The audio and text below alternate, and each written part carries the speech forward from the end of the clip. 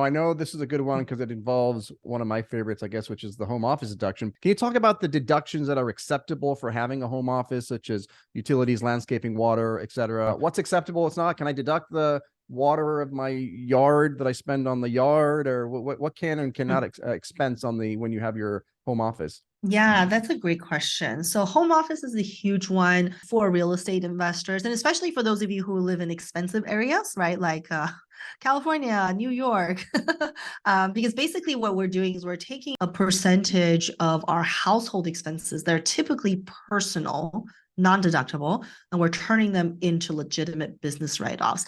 And you're right, pre or post-COVID, I mean, I don't really know many investors who rent an office space to manage their properties or to deal with properties, right? The vast majority of us deal with properties from our home.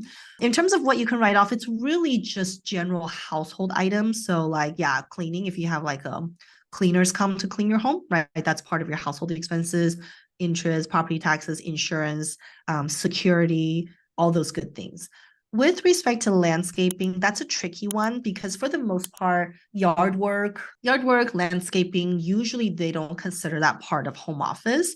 I know people have argued like, hey, that's, making, if I have clients coming, I can't just really have a, dead lawn or anything. But historically speaking, IRS has said those types of things are not part of your home office, but certainly things that are inside the home. And the tip I would give too is because the home office is based on number of rooms or square footage, right, in comparison of the office space in comparison to your whole home, the larger the home office space is, the better it is. So for those of you with basements, those are ones we see like very significant write-off because that's almost like, a third of the square footage of your entire home. Right. Lofts, basements, those are all really great. Things that we don't have in California. Yeah, no, we definitely don't have any of that stuff. So if you enjoyed this clip and you want to see the entire episode, click here. And if you want to see other videos similar to this, click here.